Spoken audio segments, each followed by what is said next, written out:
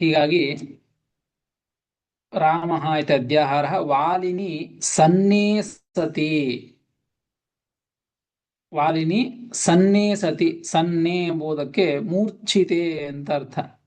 ವಾಲಿನಿ ಮೂರ್ಛಿತೆ ಸತಿ, ಮೂರ್ಛೆ ಹೋಗಿ ಬಿದ್ದ. ರಾಮನ ಬಾಣದ ಪೆಟ್ಟನ್ನ ತಾಗಿಸಿಕೊಂಡು, ಪೆಟ್ಟನ್ನ ಪಡೆದುಕೊಂಡು ತಾನು ಮೂರ್ಛೆ ಹೋಗಿ ಬಿದ್ದಿದ್ದಾನೆ. ಹೀಗಾಗಿ ಸನ್ನೇ ಸತಿ, ಮೂರ್ಛಿತೆ ಸತಿ, ಮೂರ್ಛೆ ಹೋಗಿ ಬಿದ್ದಾಗ ಆಗ ಅಥ ಅಥ ಅಂತ ಶಬ್ದ ಇದೆ. ಸನ್ನೇಥ ವಾಲಿನಿ, ವಾಲಿನಿ ಸನ್ನೆ, ಅಥ ಮೂರ್ಛೆ ಹೋಗಿ ಬಿದ್ದ ನಂತರದಲ್ಲಿ ತಸ್ಯ ವಾಲಿನಃ, ತಸ್ಯ ಶಬ್ದ ಇದೆ. ತಸ್ಯ ಎಂಬುದಕ್ಕೆ ವಾಲಿಗೆ ಅಂತರ್ಥ, ವಾಲಿಯ ಅಂತರ್ಥ. ತಸ್ಯ ಪಾರ್ಶ್ವಂ ಜಗಾಮ, ಆ ವಾಲಿಯ ಹತ್ತಿರಕ್ಕೆ ಬಂದ. ಯಾರು? ರಾಮ ಅಂತ ಶಬ್ದ ಇಲ್ಲ ಇಲ್ಲಿ, ಅದಕ್ಕೆ ರಾಮ ಅಂತ ಅಧ್ಯಾಹಾರ ಮಾಡಿಕೊಳ್ಳಬೇಕು ಅಂತ ಹೇಳಿದ್ದು. ಆ ರಾಮಚಂದ್ರ ದೇವರು ವಾಲಿ ಮೂರ್ಛೆ ಹೋಗಿ ಬಿದ್ದಾಗ ಅವನ ಹತ್ತಿರ ರಾಮಚಂದ್ರ ದೇವರು ಬಂದರು. ತಸ್ಯ ಪಾರ್ಶ್ವಂ ಜಗಾಮ, ಬಂದೇನ್ ಮಾಡಿದ್ರು ಅಂತಂದ್ರೆ, ಏನಂ ಆರ್ದ್ರವಚಸ, ಏನಂ ಆ ವಾಲಿಯನ್ನ ಇನ್ನೂ ಸಂಪೂರ್ಣವಾಗಿ ಪ್ರಾಣ ಹೋಗಿಲ್ಲ, ಅವನದು ಮೂರ್ಛೆ ಹೋಗಿ ಬಿದ್ದಿದ್ದಾನೆ, ಪ್ರಾಣ ಹೋಗುವಷ್ಟು ಪರಿಸ್ಥಿತಿ ಬಂದಿದೆ. ಹೀಗಾಗಿ ಅಂತಹ ಏನಂ ವಾಲಿನಂ, ಅಂತಹ ವಾಲಿಯನ್ನ ಆ ರಾಮಚಂದ್ರ ದೇವರು ಏನ್ ಮಾಡಿದ್ರು ಅಂದ್ರೆ, ಆರ್ದ್ರವಚಸ, ಸ್ನೇಹಾಮೃತೇನ ಆರ್ದ್ರವಚಸ, ಭಾರಿ ಪ್ರೀತಿಯಿಂದ ಕೂಡಿದಂತಹ ಮಾತು, ಸ್ನೇಹಯುಕ್ತವಾದ ಮಾತುಗಳು, ಅಮೃತದಂತೆ ಇರುವಂತಹ ಮಾತುಗಳು. ವಾಕ್ಯಾಮೃತೇನ ಆರ್ದ್ರೀಕೃತತ್ವಾತ್, ಆ ಭಗವಂತ ಆ ಮಾತುಗಳಿಂದ ಏನಂ ಪ್ರಾಹ, ಆ ವಾಲಿಯನ್ನ ಕುರಿತು ಭಗವಂತ ಮಾತನಾಡಿದ. ವಾಲಿ ರಾಮನ ಭಕ್ತ, ಹೀಗಾಗಿ ಆ ಭಕ್ತನ ಜೊತೆಗೆ ಸ್ನೇಹಯುಕ್ತವಾದ ಮಾತುಗಳಿಂದ ಅವನ ಜೊತೆಗೆ ಮಾತನಾಡಿದ. ಏನ್ ಮಾತಾಡಿದ ಅಂತಂದ್ರೆ ಅದನ್ನ ಹೇಳ್ತಾರೆ, ಹೇ ವಾಲಿನ್ ಅಂತ ಇಟ್ಕೊಳ್ಬೇಕು. ಹೇ ವಾಲಿನ್, ಎಲ್ಲೋ ವಾಲಿಯೇ, ತ್ವಂ ಯದಿ, ಮತ್ತೊಂದು ಶಬ್ದವನ್ನು ಇಟ್ಕೊಳ್ಬೇಕು. ತ್ವಂ ಇಲ್ಲಿ ಶ್ಲೋಕದಲ್ಲಿ ಇದ್ದದ್ದು ಯದಿ ವಾಂಛಸಿ ತ್ವಂ ಅಂತಿದೆ. ನೀನು ಒಂದು ವೇಳೆ ಅಪೇಕ್ಷೆ ಪಡುವುದಾದರೆ, ಏನು ಅಪೇಕ್ಷೆ ಪಡುವುದು ಅಂತ ಹೇಳಿಲ್ಲ ಇಲ್ಲಿ, ಹಿಂದೆ ಬಂದಿದೆ ನೋಡ. ಅವನು ಯಾವ ಅವಸ್ಥೆಯಲ್ಲಿ ಇದ್ದಾನೆ? ಮೂರ್ಛಾವಸ್ಥೆಯಲ್ಲಿ ಇದ್ದಾನೆ. ಮೂರ್ಛಾವಸ್ಥೆಯಲ್ಲಿ ಇದ್ದಾನೆ, ಅವನ ಹತ್ತಿರ ಹೋಗಿದ್ದಾನೆ ರಾಮಚಂದ್ರ ದೇವರು. ನೀನು ವಾಂಛಿಸೋದಾದರೆ, ನೀನು ಇಚ್ಛಿಸೋದಾದರೆ ಅಂತ ಕೇಳ್ತಾ ಇದ್ದಾನೆ ಅಂದ್ರೆ ಜೀವನ ಅಂತರ್ಥ, ಜೀವವನ್ನ ಅಂತರ್ಥ, ಪ್ರಾಣವನ್ನ ಅಂತರ್ಥ. ಅದನ್ನ ಇಟ್ಕೊಳ್ಬೇಕು. ಜೀವನಂ ಇತಿ ಶೇಷಃ. ಹೇ ವಾಲಿನ್, ಎಲ್ಲೋ ವಾಲಿಯೇ, ತ್ವಂ ಯದಿ ಜೀವನಂ ವಾಂಛಸಿ, ನೋಡಪ್ಪ ವಾಲಿ, ನೀನು ಬದುಕಬೇಕು ಅಂತ ನೀನು ಮತ್ತೆ ಅಪೇಕ್ಷೆಯನ್ನ ಪಡೋದಾದರೆ, ನಿಂಗೆ ಬದುಕಬೇಕು ಅಂತ ಅಪೇಕ್ಷೆ ಇದ್ರೆ, ನೀವು ಉಳಿಬೇಕು ಅಂತ ಅಪೇಕ್ಷೆ ಇದ್ರೆ ಹೇಳು. ಉಜ್ಜೀವ ಇಷ್ಯೇ ಯದಿ ವಾಂಛಸಿ ತರ್ಹಿ ಉಜ್ಜೀವ ಇಷ್ಯೇ ಇತಿ ಪೂರ್ವೇಣ ಅನ್ವಯ. ನೀ ಬದುಕಬೇಕು ಅಂತ ಇಚ್ಛೆಯನ್ನ ಪಡೋದಾದರೆ ನಿನ್ನನ್ನ ಮತ್ತೆ ಬದುಕಿಸ್ತೇನೆ. ಹೋದಂತೆ ಆಗಿದ್ದಾನೆ ಅವನು, ಹೀಗಾಗಿ ಅಂತಹ ಪ್ರಸಂಗದಲ್ಲಿ ಬದುಕಿಸ್ತೇನೆ ಅಂತ ರಾಮಚಂದ್ರ ದೇವರು ಈ ಮಾತನ್ನ ವಾಲಿಗೆ ಹೇಳಿದರು. ಆಗ ವಾಲಿ ರಾಮಚಂದ್ರ ದೇವರಿಗೆ ಹೇಳ್ತಾನೆ, ಅಸೌ ನೈಚ್ಛದ್ ಅಸೌ ಅಂತ ಮುಂದೆ, ಅಸೌ ನ ಐಚ್ಛತ್. ಆ ವಾಲಿ ಏನ ರಾಮಚಂದ್ರ ದೇವರು ಕೇಳಿದ್ರಲ್ಲ, ಜೀವನವನ್ನ ಅಪೇಕ್ಷೆ ಪಡುವುದಾದರೆ, ಬದುಕಬೇಕು ಅಂತ ನೀ ಇಚ್ಛೆಯನ್ನು ಮಾಡೋದಾದ್ರೆ ಬದುಕಿಸ್ತೇನೆ ಅಂತ ಹೇಳಿದ್ದು. ಅದಕ್ಕೆ ಆ ವಾಲಿ ಈ ಒಂದು ವಿಚಾರವನ್ನ ಹೇಳ್ತಾ ಆ ರಾಮಚಂದ್ರ ದೇವರಿಗೆ ತಾನು ಇಚ್ಛೆಯನ್ನ ಪಡೋದಿಲ್ಲ ಅಂತ ಹೇಳ್ತಾನೆ. ಜೀವನವನ್ನ ಬದುಕಬೇಕು ಅಂತ ಸರ್ವಥ ಅಪೇಕ್ಷೆ ಮಾಡೋದಿಲ್ಲ. ಅಸೌ ನ ಐಚ್ಛತ. ಆ ವಾಲಿ ರಾಮಚಂದ್ರ ದೇವರು ಕೇಳಿದ್ದನ್ನ ಇಚ್ಛೆ ಮಾಡಲಿಲ್ಲ, ಬದುಕಿಸು ಅಂತ ಅನ್ಲಿಲ್ಲ. ಆ ರೀತಿಯಾಗಿ ಹಾಗೆ ಹೇಳುವಾಗ ಒಂದು ಮಾತನ್ನ ಹೇಳಿ ಅದನ್ನ ಹೇಳ್ತಾನೆ ವಾಲಿ. ಇಚ್ಛೆ ಮಾಡಲಿಲ್ಲ. ಇಚ್ಛೆ ಹೇಗೆ ಮಾಡಲಿಲ್ಲ ಅಂದ್ರೆ ಒಂದು ಮಾತನ್ನ ಹೇಳ್ತಾ ಇಚ್ಛೆಯನ್ನ ಮಾಡಲಿಲ್ಲ ಅಂತ. ಅಸೌ ನ ಇಚ್ಛತ ಇತಿ ವಾಲಿ ಇತಿ ಬ್ರುವನ್ ಇಚ್ಛತ ಜೀವನಂ ಇತಿ ಶೇಷಃ. ಈ ರೀತಿಯಾಗಿ ಮಾತನಾಡ್ತಾ ಈ ಒಂದು ವಿಚಾರವನ್ನ ಹೇಳ್ತಾ ಜೀವನವನ್ನ ಇಚ್ಛೆ ಮಾಡಲಿಲ್ಲ ವಾಲಿ. ಏನ್ ಮಾತು ಹೇಳ್ದ ಅಂತಂದ್ರೆ ಇತಿ ಇತಿ ಕಿಂ ಅಂದ್ರೆ ವಾಲಿ ಹೇಳುವಂತಹ ಮಾತು ಕೊನೆಯ ಪಾದ. ತ್ವದಗ್ರೇ ಕೋ ನಾಮ ನೀಚ್ಛತಿ ವೃತಿಂ ಪುರುಷೋತ್ತಮೇತಿ ಎಂಬುದಾಗಿ ವಾಲಿ ಹೇಳಿದಂತಹ ಕೊನೆಯ ಮಾತು. ಏನ್ ಹೇಳ್ತಾನೆ? ಹೇ ಪುರುಷೋತ್ತಮ, ಕೊನೆಯ ಶಬ್ದ ಇದೆ ಪುರುಷೋತ್ತಮೇತಿ ಎಂಬುವಲ್ಲಿ. ಪುರುಷೋತ್ತಮ, ಹೇ ಪುರುಷೋತ್ತಮನೇ, ಹೇ ರಾಮನೇ, ನಾನು ಕೇಳ್ತಾ ಇದೆಯಲ್ಲ, ನೀನು ಬದುಕಬೇಕು ಅಂತ ಅಪೇಕ್ಷೆ ಇದ್ರೆ ಬದುಕಿಸ್ತೇನೆ ಅಂತ ಹೇಳಿ ಕೇಳ್ತೇನೆ ಕೇಳು ಅಂತ ಹೇಳ್ತಾನೆ. ಹೇ ಪುರುಷೋತ್ತಮ, ತ್ವದಗ್ರೇ ನಿನ್ನ ಮುಂದೆ, ನಿನ್ನ ಮುಂದೆ ಕೋ ನಾಮ ಯಾವ ವ್ಯಕ್ತಿ ತಾನೆ. ಯಾವ ವ್ಯಕ್ತಿ ಅಂದ್ರೆ ಸಾಮಾನ್ಯ ವ್ಯಕ್ತಿ ಅಂತ ಅರ್ಥ ಅಲ್ಲ. ಕಹ ಎಂಬುದಕ್ಕೆ ಪ್ರಸಿದ್ಧ ಪುರುಷ ಜ್ಞಾನಿ ಇತ್ಯರ್ಥ. ಯಾವ ಪ್ರಸಿದ್ಧನಾದ ಪುರುಷ, ಜ್ಞಾನಿ, ಜ್ಞಾನವಂತನಾದಂತಹ, ಹರಿ ತತ್ವವನ್ನು ತಿಳಿದುಕೊಂಡಂತಹ, ಭಗವಂತನ ಜ್ಞಾನವನ್ನು ಪಡೆದುಕೊಂಡಂತಹ ವ್ಯಕ್ತಿ ಯಾವ ವ್ಯಕ್ತಿ ತಾನೇ ತ್ವದಗ್ರೆ ಮೃತ್ಯುಂ ನ ಇಚ್ಛತಿ, ಮೃತಿಯನ್ನ, ಮರಣವನ್ನ ಯಾವ ವ್ಯಕ್ತಿಯೂ ಕೂಡ ಅಪೇಕ್ಷೆ ಮಾಡಂಗಿಲ್ಲ. ನೋಡಿ, ಮೃತ್ಯುಂ ನ ಇಚ್ಛತಿ ಅಂದ್ರೆ ಪ್ರಶ್ನಾರ್ಥಕವಾಗಿ ಕೇಳ್ತಾ ಇದ್ದಾನೆ. ಕೋನಾಮ ಕಹ ಪ್ರಸಿದ್ಧ ಪುರುಷ ಜ್ಞಾನಿ ಮೃತ್ಯುಂ ನ ಇಚ್ಛತಿ. ತಿಳಿದುಕೊಂಡಂತಹ ಜ್ಞಾನವಂತನಾದಂತಹ ವ್ಯಕ್ತಿ ಮರಣವನ್ನ ನಿನ್ನ ಮುಂದೆ ಯಾರು ಇಚ್ಛೆ ಮಾಡಂಗಿಲ್ಲ. ನೀ ಇದ್ದಾಗ, ನಿನ್ನ ಸನ್ನಿಧಾನದಾಗ ಯಾರು ತಾನೇ ಇಚ್ಛೆ ಮಾಡೋದಿಲ್ವಾ ಅಂತಂದ್ರೆ ಸರ್ವೋಪಿ ಇಚ್ಛತಿ ಇತ್ಯರ್ಥ.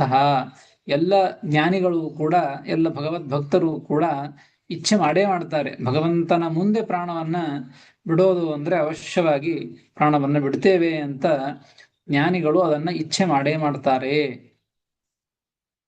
ಅಂದ ಮೇಲೆ ನೀನು ಈ ರೀತಿಯಾಗಿ ಕೇಳುವಾಗ, ಪ್ರಸಂಗ ಬಂದಾಗ ನಾನು ಹೇಗೆ ತಾನೇ ಬದುಕ್ತೀನಿ ಅಂತ ನಾ ಹೇಳಬೇಕು.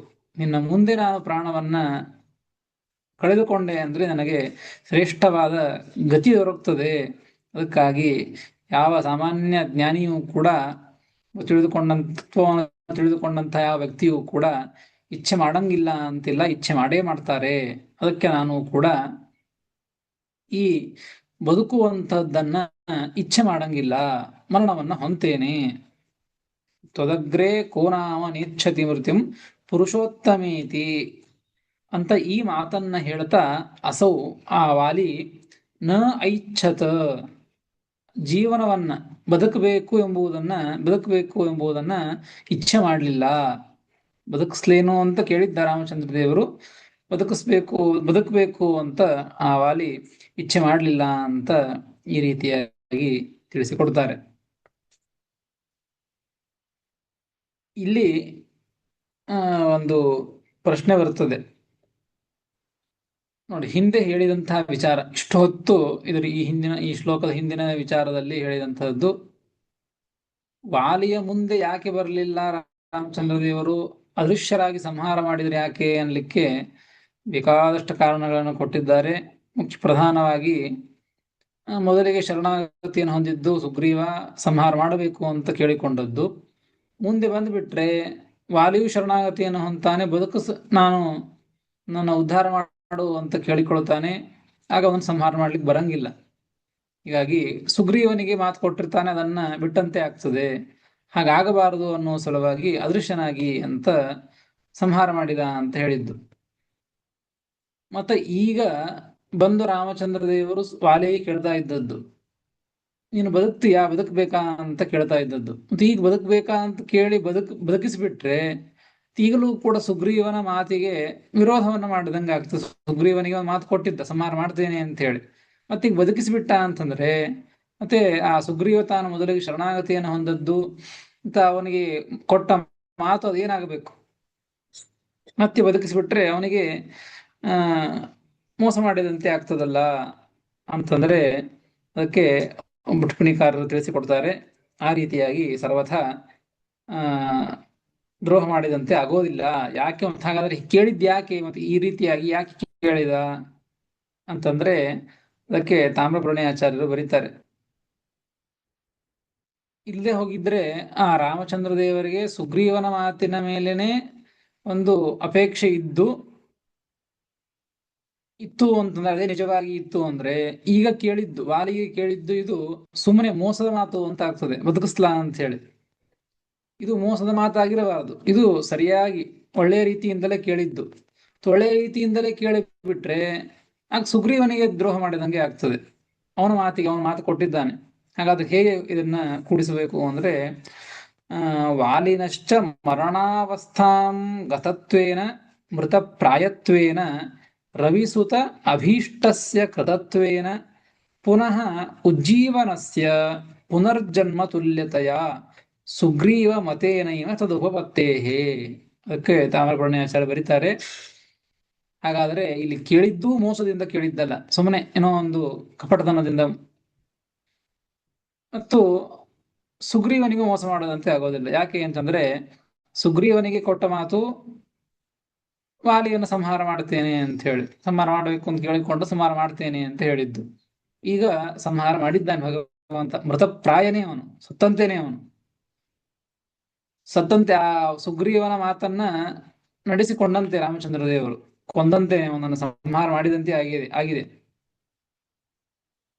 ಹೀಗಾಗಿ ಈಗ ಮತ್ತೆ ಬದುಕಿಸ್ಲೇನು ಅಂತ ಕೇಳ್ತಾ ಇದ್ದದ್ದು, ಅದು ಇವನನ್ನ ಕೊಲ್ಲಲಾರದಂತೆ ಆಗೋದಿಲ್ಲ. ಅದು ಬದುಕಿಸಿದ ಅಂತಂದ್ರೆ ಈಗ ಅದು ಪುನರ್ಜನ್ಮ ಅಂತ. ಈ ರೀತಿಯಾಗಿ ಈ ಸತ್ತಂತೆ ಆಗಿದ್ದಾನೆ ಅವನು, ಮತ್ತೆ ಅವನಿಗೆ ಜನ್ಮವನ್ನ ಮತ್ತೆ ನನ್ನ ಉದ್ಧಾರ ಮಾಡಿದ ಅಂದ್ರೆ ಪುನರ್ಜನ್ಮ ತುಲ್ಯತೆಯ, ಮತ್ತೊಂದು ಹೊಸ ಜನ್ಮ ಕೊಟ್ಟಂತನೇ ಹೊರತು ಈ ಸುಗ್ರೀವ ವಾಲಿಯನ್ನ ಸಂಹಾರನೆ ಮಾಡದೇ ಇದ್ದಂತೆ ಆಗೋದಿಲ್ಲ. ಹೀಗಾಗಿ ಸಂಹಾರವನ್ನೂ ಮಾಡಿದ್ದಾನೆ, ಪ್ರಾಯನಾಗಿ ಹೋಗಿದ್ದಾನೆ ಅವನು. ಸುಗ್ರೀವನ ಮಾತನ್ನು ಉಳಿಸಿಕೊಂಡಿದ್ದಾನೆ, ಸುಗ್ರೀವನಿಗೆ ಕೊಟ್ಟ ಮಾತನ್ನು ಉಳಿಸಿಕೊಂಡಿದ್ದಾನೆ. ಮತ್ತೆ ಈ ವಾಲಿ ಕೇಳ್ತಾ ಇದ್ದಾನಲ್ಲ ಅಂದ್ರೆ ಅದು ಕೂಡ ಅವನು ಇಚ್ಛೆ ಪಟ್ಟಿದ್ದ ಅಂತಂದ್ರೆ ಅವಶ್ಯವಾಗಿ ಅವನಿಗೆ ಬದುಕನ್ನ ಕೊಡ್ತಾ ಇದ್ದ ಅಂದ್ರೆ ಪುನರ್ಜನ್ಮವನ್ನ ಕೊಡ್ತಾ ಇದ್ದ, ಪುನರ್ಜನ್ಮವನ್ನ ಕೊಟ್ಟಂತೇನೆ ಆ ರೀತಿಯಾಗಿ. ಆದ್ದರಿಂದಾಗಿ ಯಾರಿಗೂ ಕೂಡ, ಸುಗ್ರೀವನಿಗೂ ಅನ್ಯಾಯವನ್ನ ಮಾಡಿದಂತೆ ಅಲ್ಲ, ಇವನಿಗೂ ಸುಮ್ಮನೆ ಮೋಸತನದ ಮಾತುಗಳನ್ನ ಆಡಿದಂತೆಯೂ ಕೂಡ ಸರ್ವಥಾ ಅಲ್ಲ. ಸರಿಯಾಗಿ ನಿಜವಾಗಿಯೂ ಕೂಡ ಮನಪೂರ್ವಕವಾಗಿಯನ್ನು ಕೇಳಿದ್ದು, ಬದುಕಿಸ್ಲಾ ಅಂತ ಹೇಳಿ. ಹೀಗಾಗಿ ಬದುಕಿಸ್ಲೇ ಅಂತ ಹೇಳಿದ್ದ ಅಂದ್ರೆ ಅದು ಪುನರ್ಜನ್ಮ ಇದ್ದಂತೆ ಆಗ್ತಾ ಇತ್ತೆ ಹೊರತು ಇವನನ್ನ ಸಂಹಾರಣೆ ಮಾಡದೇ ಇದ್ದಂತೆ ಆಗಿ ಸುಗ್ರೀವನಿಗೆ ಮೋಸ ಮಾಡಿದಂತೆ ಆಗ್ತಾ ಇದ್ದಿದ್ದಿಲ್ಲ. ಹೀಗಾಗಿ ಆ ವಿಚಾರವನ್ನ ಟಿಪ್ಪಣಿಕಾರರು ತಿಳಿಸಿಕೊಡ್ತಾರೆ. ಹೀಗೆ ಆಗ್ಲಿ ಆ ರಾಮಚಂದ್ರ ದೇವರಂತೂ ಆ ವಿಚಾರವನ್ನು ಕೇಳಿದಾಗ ಆ ವಾಲಿ ಮಾತ್ರ ಅದನ್ನ ಅಪೇಕ್ಷೆ ಮಾಡಲಿಲ್ಲ. ಯಾಕೆ ದೇವರ ಮುಂದೆ ಪ್ರಾಣವನ್ನ ಬಿಡೋದು ಅಂದ್ರೆ ಇದು ಸೌಭಾಗ್ಯ ಅಂತ ಯಾವ ಜ್ಞಾನಿಯೂ ಕೂಡ ಅದನ್ನ ಬಿಟ್ಟು ಕೊಡೋದಿಲ್ಲ. ಹೀಗಾಗಿ ಅವಶ್ಯವಾಗಿ ನಾನು ಅದನ್ನು ಇಚ್ಛೆ ಮಾಡೋದಿಲ್ಲ ಅಂತ ವಾಲಿ ರಾಮಚಂದ್ರ ದೇವರಿಗೆ ಆ ಮಾತನ್ನ ಹೇಳಿದ. ಅದನ್ನ ಹೇಳಿ ತಾನು ಪ್ರಾಣವನ್ನ ಬಿಟ್ಟ. ಇಷ್ಟು ವಿಚಾರ. ಇದಾದ ಮೇಲೆ ಮತ್ತೆ ಏನು ಮಾಡಿದ್ರು ಆ ವಾಲಿ, ತಾನು ಪ್ರಾಣವನ್ನ ಕಳೆದುಕೊಂಡಾದ ಮೇಲೆ ಏನಾಯ್ತು ಎಂಬುದನ್ನ ಮುಂದಿನ ಕಥೆಯನ್ನ ಮುಂದಿನ ಶ್ಲೋಕದಲ್ಲಿ ತಿಳಿಸಿಕೊಡ್ತಾರೆ. 23ನೆಯ ಶ್ಲೋಕ. ಕಾರ್ಯಾಣಿ ತಸ್ಯ ಚರಮಾಣಿ ವಿಧಾಯ ಪುತ್ರಂ ತ್ವಗ್ರೇ ನಿಧಾಯ ರವಿಜಃ ಕಪಿರಾಜ್ಯ ಆಸೀತ್ ರಾಮೋಪಿ ತದ್ಗಿರಿವರೇ ಚತುರೋಥ ಮಾಸಾನ್ ದೃಷ್ಟ್ವಾ ಘನಾಗಮಮುವಾಸ ಸಲಕ್ಷ್ಮಣೋऽಸೌ ಕಾರ್ಯಾಣಿ ತಸ್ಯ ಚರಮಾಣಿ ವಿಧಾಯ ಪುತ್ರಂ ತ್ವಗ್ರೇ ನಿಧಾಯ ರವಿಜಃ ಕಪಿರಾಜ್ಯ ಆಸೀತ್ ರಾಮೋಪಿ ತದ್ಗಿರಿವರೇ ಚತುರೋಥ ಮಾಸಾನ್ ದೃಷ್ಟ್ವಾ ಘನಾಗಮಮುವಾಸ ಸಲಕ್ಷ್ಮಣೋऽಸೌ ಎಂಬುದಾಗಿ 23ನೆಯ ಶ್ಲೋಕ. ಪದವಿಭಾಗ. ಕಾರ್ಯಾಣಿ ತಸ್ಯ ಚರಮಾಣಿ ವಿಧಾಯ ಪುತ್ರಂ ತ್ವಗ್ರೇ ನಿಧಾಯ, ಪದಚ್ಛೇದ ತೂ ಅಗ್ರೆ ಅಲ್ಲಿ ಬಿಡಿಸ್ಕೊಳ್ಬೇಕು. ತೂ ಅಗ್ರೆ ನಿಧಾಯ ರವಿಜಃ ಕಪಿರಾಜ್ಯೇ ಆಸೀತ್ ರಾಮಃ ಅಪಿ. ತದ್ಗಿರಿವರೆ ಚತುರಃ ಅಥ ಮಾಸಾನ್ ದೃಷ್ಟ್ವಾ ಘನಾಗಮಂ ಉವಾಸ ಸಲಕ್ಷ್ಮಣಃ ಅಸೌ ಎಂಬುದಾಗಿ ಪದವಿಭಾಗ. ಹಿಂದಿನ ಶ್ಲೋಕದಲ್ಲಿ ಅಲ್ಲಿ ಅಷ್ಟು ವಿಚಾರವನ್ನು ತಿಳಿಸಿದ್ದು ವಾಲಿ ಮೃತನಾದ ಅಂತ ಅದು ಕಥೆಯಲ್ಲಿ ಬಂದದ್ದು. ಮುಂದಿನ ವಿಚಾರವನ್ನು ತಿಳಿಸ್ತಾರೆ ಏನಾಯ್ತು ಅಂತ. ರವಿಜಃ, ಆ ರವಿಪುತ್ರನಾದ ರವಿಯ ಸೂರ್ಯನ ಅವತಾರನಾದಂತಹ ಸುಗ್ರೀವ ಏನ್ ಮಾಡಿದ ಅಂದ್ರೆ ತಸ್ಯ ಪುತ್ರಂ ಆ ವಾಲಿಯ ಮಗ ಅಂಗದ, ಆ ಅಂಗದನನ್ನ ಅಗ್ರೇ ನಿಧಾಯ ಮುಂದೆ ಇಟ್ಟುಕೊಂಡು. ಯಾಕೆ ಅಂತಂದ್ರೆ ಪಿತೃಕರ್ಮಣಿ ಪುತ್ರ ಏವ ಮುಖ್ಯಾಧಿಕಾರಿ ಇತ್ಯುಕ್ತಂ. ಪಿತೃವಿನ ಕರ್ಮದಲ್ಲಿ ಪುತ್ರನೇ ಮುಖ್ಯವಾಗಿ ಅಧಿಕಾರಿ. ಹೀಗಾಗಿ ಆ ಅಂಗದನೇ ಮುಖ್ಯ ಅಧಿಕಾರಿ ತನ್ನ ತಂದೆಯ ಕರ್ಮದಲ್ಲಿ. ಹೀಗಾಗಿ ಅವನನ್ನ ಮುಂದೆ ಇಟ್ಟುಕೊಂಡು ಚರಮಾಣಿ ಕಾರ್ಯಾಣಿ, ಆ ಸುಗ್ರೀವ ಏನ್ ಮಾಡಿದ ಅಂದ್ರೆ ಅಂಗದನನ್ನ ಮುಂದೆ ಇಟ್ಟುಕೊಂಡು ಚರಮಾಣಿ ಕಾರ್ಯಾಣಿ, ಕೊನೆಯ ಕಾರ್ಯಗಳು ಅಂದ್ರೆ ಪ್ರೇತ ಸಂಸ್ಕಾರ ಕರ್ಮಾಣಿ, ಏನು ಸಂಸ್ಕಾರ ಮಾಡಬೇಕು, ಪ್ರೇತ ಸಂಸ್ಕಾರ ಮಾಡಬೇಕು, ಆ ಎಲ್ಲ ಕರ್ಮಗಳನ್ನು ಕೂಡ ವಿಧಾಯ ಮಾಡಿಸಿ ಅಂತ ಅರ್ಥ. ಕಡೆ ಮಾಡಿಸಿ ಅವನು ತಾನು ಮಾಡಿ ಅಂತ ಅರ್ಥ ಮಾಡಿ. ಆ ಸುಗ್ರೀವ ಕಪಿರಾಜ್ಯೇ ಆಸೀತ್, ಆ ಕಪಿಗಳ ರಾಜ್ಯದಲ್ಲಿ ಆಸೀತ್, ಏನಾಸೀತ್ ಅಂದ್ರೆ ರಾಜ ಇತಿ ಶೇಷಃ, ರಾಜನಾದ. ಅಂದ್ರೆ ಹನುಮಂತ ದೇವರಿಗೆ ರಾಮಚಂದ್ರ ದೇವರು ಹೇಳಿ ಅವನ ಪಟ್ಟಾಭಿಷೇಕ ಮಾಡಿಸಬೇಕು ಅಂತ ಹೇಳಿ ಮಾಡಿಸಿದ್ರು. ಹೀಗಾಗಿ ಅವನು ರಾಜನಾದ ಅಂತ ಅರ್ಥ. ಆಸೀತ್ ಕಪಿರಾಜ್ಯೆ ರಾಜ ಆಸೀತ್, ರಾಜನಾದ. ಮುಂದೇನಾಯ್ತು ಅಂತಂದ್ರೆ ಅಥ ಅನಂತರ ಅಂದ್ರೆ ಸುಗ್ರೀವಸ್ಯ ರಾಜ್ಯ ಪ್ರಾಪ್ತ್ಯನಂತರಂ, ಸುಗ್ರೀವನಿಗೆ ರಾಜ್ಯ ಸಿಕ್ಕಾದ ಮೇಲೆ, ರಾಜ್ಯವನ್ನ ಸುಗ್ರೀವ ಪಡೆದುಕೊಂಡಾದ ಮೇಲೆ ಏನ್ ಮಾಡಿದ ಅಂತಂದ್ರೆ ರಾಮಚಂದ್ರ ದೇವರು ಕೂಡ ಘನಾಗಂ ದೃಷ್ಟ, ಘನ ಅಂದ್ರೆ ಮೇಘಗಳು, ಮೇಘಾನಾಂ, ಘನವಾದಂತಹ ಘನ ಅಂದ್ರೆ ಮೇಘಗಳ ಆಗಮನವನ್ನ, ಅಂದ್ರೆ ವರ್ಷಾ ಋತು ಬಂದಿತ್ತು, ಸರಿಯಾಗಿ ಇದೇ ಸಮಯ ವರ್ಷಾ ಋತು ಬಂದಿತ್ತು. ಅದನ್ನ ನೋಡಿ ರಾಮಚಂದ್ರ ದೇವರು ಬಹಳ ಮಳೆಗಾಲ ಇದೆ, ಅದಕ್ಕಾಗಿ ಈಗ ನಾವು ಹುಡುಕ್ತಾ ಹೋಗ್ಲಿಕ್ಕೆ ಆಗೋದಿಲ್ಲ ಅಂತ ಮಳೆಗಾಲದಲ್ಲಿ ಅಂತ ಹೇಳಿ ಆ ವರ್ಷಾ ಋತುವನ್ನು ನೋಡಿ ಘನಾಗಂ ದೃಷ್ಟ ಆ ರಾಮಚಂದ್ರ ದೇವರು ಏನ್ ಮಾಡಿದ್ರು ಅಂದ್ರೆ ಅಸೌ ಸಲಕ್ಷ್ಮಣ ಅಸೌ, ಲಕ್ಷ್ಮಣನಿಂದ ಸಹಿತನಾಗಿ ಆ ರಾಮಚಂದ್ರ ದೇವರು ಏನ್ ಮಾಡಿದ್ರು ಅಂದ್ರೆ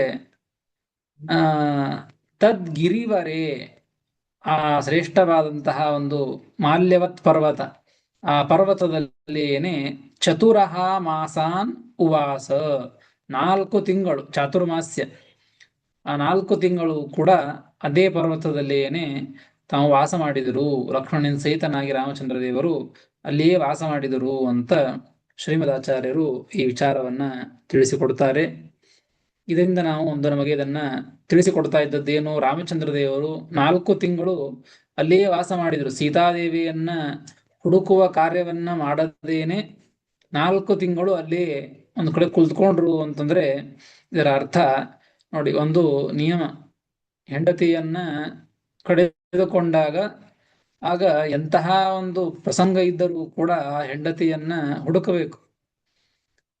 ಅದು ಯಾವುದೇ ರೀತಿಯಾದಂತಹ ಹುಡುಕ್ಲಿಕ್ಕೆ ಮುಹೂರ್ತವನ್ನ ನೋಡಿ ಇವತ್ತಿನ ದಿವಸ ಬೇಡ ಅಂತ ಅಂದುಕೊಂಡು ಕೂಡೋದು ಅಲ್ಲ. ಆದ್ರೆ ರಾಮಚಂದ್ರ ದೇವರು ಮಾಡ್ತಾ ಇದ್ದದ್ದೇನು ಅಂದ್ರೆ 4 ತಿಂಗಳು ಅಲ್ಲಿಯೇ ಕುಳಿತುಕೊಂಡದ್ದು. ಇದರ ಅರ್ಥ ರಾಮಚಂದ್ರ ದೇವರು ಕುಳಿತುಕೊಂಡಿದ್ದಾರೆ ಅಂದ್ರೆ ಅವರ ಹೆಂಡತಿ ಕಳೆದೇ ಇಲ್ಲ ಅಂತ ಅರ್ಥ. ಸೀತಾದೇವಿ ಆ ಒಂದು ವಿಚಾರವನ್ನ ತಿಳಿಸಿಕೊಡುವುದಕ್ಕಾಗೇನೆ, ಜ್ಞಾನಿಗಳಿಗೆ ತಿಳಿಸಿಕೊಡುವುದಕ್ಕಾಗೇನೆ ಆ ಭಗವಂತ 4 ತಿಂಗಳು ಅಲ್ಲಿಯೇ ಕುಳಿತುಕೊಂಡದ್ದು. ನನ್ನ ಹೆಂಡತಿ ನನ್ನಿಂದ ವಿಯೋಗವನ್ನ ಹೊಂದಿದವಳೇ ಅಲ್ಲ ಎಂಬುದನ್ನು ತಿಳಿಸಿಕೊಡುವುದಕ್ಕಾಗಿ ಭಗವಂತ ಆ ರೀತಿಯಾಗಿ 4 ತಿಂಗಳು ಅಲ್ಲಿಯೇ ಕುಳಿತುಕೊಂಡ, ಅಲ್ಲಿಯೇ ವಾಸ ಮಾಡಿದ ಅಂತ ಈ ರೀತಿಯಾಗಿ ತಿಳಿಸಿಕೊಡ್ತಾರೆ. ಮುಂದೆ ಏನಾಯಿತು ಎಂಬುದನ್ನ ಮತ್ತೆ ಮುಂದಿನ ಶ್ಲೋಕಗಳಲ್ಲಿ ತಿಳಿಸ್ತಾರೆ. ಅದನ್ನು ಮತ್ತೆ ಮುಂದೆ ತಿಳಿದುಕೊಳ್ಳೋಣ ಅಂತ ಹೇಳ್ತೇನೆ. ಶ್ರೀಕೃಷ್ಣ ಅರ್ಪಣಮಸ್ತು. ಹರಯೇ ನಮಃ. ನಮಸ್ಕಾರ ಆಚಾರ್ಯ. ಹರೇ ಆಚಾರ್ಯ. ಶ್ರೀ ಕೃಷ್ಣಾರ್ಪಣಮಸ್ತು. ನಮಸ್ಕಾರ ಆಚಾರ್ಯ. ಆಚಾರ್ಯ. ಸರ್ವೇಶ್ವರ ಅರ್ಪಣಮಸ್ತು. ನಮಸ್ಕಾರ. ಕೃಷ್ಣ